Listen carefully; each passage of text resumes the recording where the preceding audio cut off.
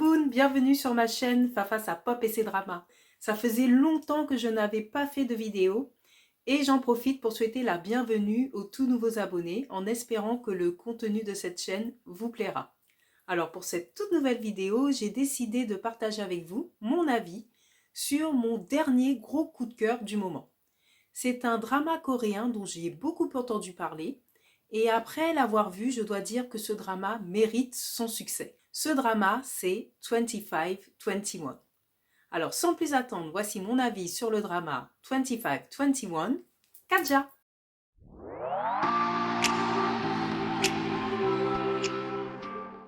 25-21 est un drama coréen que je classerais dans le genre tranche de vie.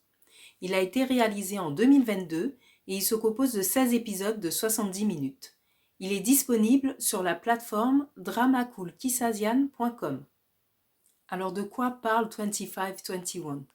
25-21 raconte les destins croisés d'une jeune fille passionnée d'escrime et d'un jeune homme qui lutte pour réunir sa famille qui a été victime d'une crise financière, et tout ceci à l'aube du nouveau millénaire. Je dois vous avouer qu'à la lecture de ce synopsis, je ne trouvais rien de vraiment accrocheur, mais alors heureusement que j'ai appuyé sur le bouton lecture. Mais laissez-moi vous en dire un peu plus sur le contexte ainsi que sur les personnages qui vont rythmer ce drama. La première scène du drama se passe en 2022 et elle met en présence une maman qui semble être connue avec sa fille. Elle doit venir assister à une compétition de danse de sa fille. Je vais passer sur les détails, mais cette jeune fille, donc suite à une mésentente avec sa maman, va alors décider d'aller passer quelques jours de repos chez sa grand-mère. C'est alors qu'elle va mettre la main sur le journal intime de sa maman et il va donc s'agir du journal intime de notre héroïne, j'ai nommé Naïdo. Nous voilà donc propulsés en 1998 alors que notre héroïne Naïdo n'a que 18 ans. Naïdo, c'est une jeune fille brave, passionnée, mais passionnée sur tous les plans, mais surtout passionnée d'escrime. Elle dit ce qu'elle pense et surtout elle pense ce qu'elle dit. Elle n'a pas peur de montrer ses émotions.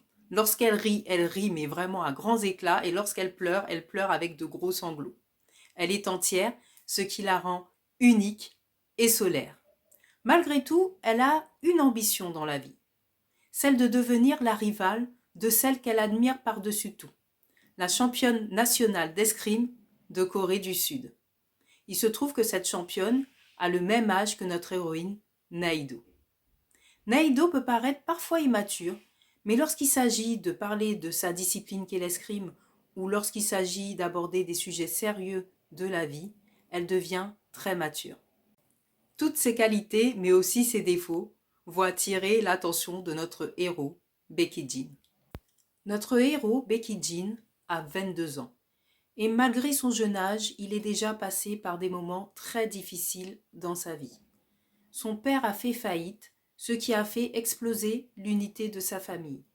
Il doit faire face à des difficultés financières, ce qui fait qu'il doit prendre plusieurs petits boulots. Et surtout, il doit faire face aux créanciers de son père, alors qu'il n'est en rien responsable de la situation.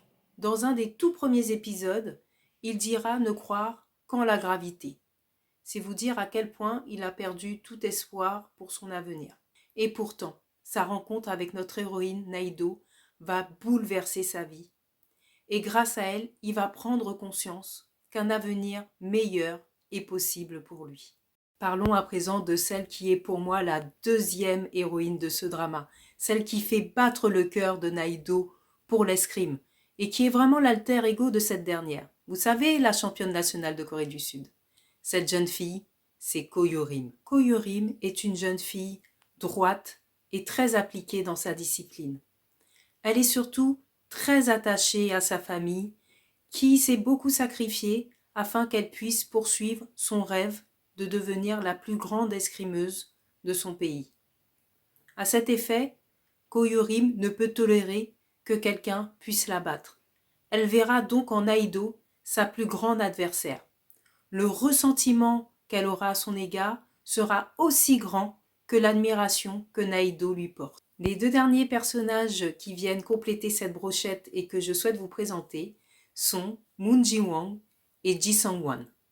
Je souhaite vous présenter ces deux personnages en même temps, car ils ont littéralement grandi ensemble. D'ailleurs, ils se considèrent comme frères et sœurs. Si Ji Sung-won est une jeune fille brillante, studieuse, déléguée de sa classe et surtout très engagée dans les causes justes, Moon Ji-won est quant à lui peu studieux. La seule chose, ou plutôt la seule personne qui l'intéresse, c'est Ko Yo-rim, dont il est éperdument amoureux. Et il se trouve que Ko Yo-rim est dans la même classe que lui. Alors pourquoi ce drama est pour moi un énorme coup de cœur? Laissez-moi tout d'abord vous dire que ce drama est chargé en émotions. Il m'a fait passer par tous les stades. J'ai autant ri que j'ai pleuré. Ce drama a un parfum de nostalgie qui nous embarque irrémédiablement dans la vie de chacun des personnages qui ont finalement chacun leur histoire. La romance est superbement bien construite. On ne bascule jamais dans le côté un peu guimauve qu'on a l'habitude de voir dans les dramas romantiques. Au contraire, la relation qui va se construire au fil des années entre Na-hee-do et Baek Hee-jin est très réaliste. Ils se parlent beaucoup, échangent sur ce qu'ils ressentent vraiment, ils analysent leurs émotions, ils essayent toujours de se comprendre et d'être là l'un pour l'autre tout en essayant de respecter la carrière de l'autre. Et c'est ça qui est formidable. Les voir évoluer ensemble a été un régal pour mes yeux et pour mon cœur. Ils m'ont tellement fait rire, tant leur personnalité pouvait s'opposer parfois. Lui qui est si calme et qui est tellement dans la retenue, et elle qui est si passionnée et si expansive. Autre point fort de ce drama qui, selon moi, surpasse la romance principale, c'est la relation entre Na-hee-do et Ko Yo-rim.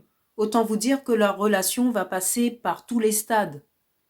Haine, compassion, entraide, amitié. Je les ai tellement adorés, ces deux-là, que ce soit dans leur évitement, dans leur solidarité, dans leurs disputes mémorables, dans leurs moments d'amitié, mais surtout, ce que j'ai préféré, c'était les moments où elles devaient s'affronter en escrime. D'ailleurs, je salue les scénaristes qui ont su mettre en lumière cette si noble discipline, ce qui m'a presque donné envie de me mettre à l'escrime.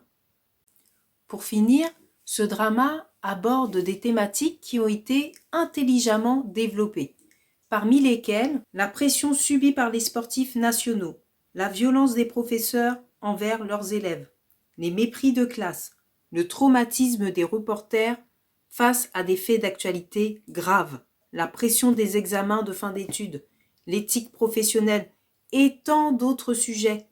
Le jeu des acteurs est impeccable. J'ai un doute sur certaines scènes qui pour moi n'étaient pas jouées, tant la complicité entre les acteurs est forte. Pour finir, ce drama est une vraie leçon de vie.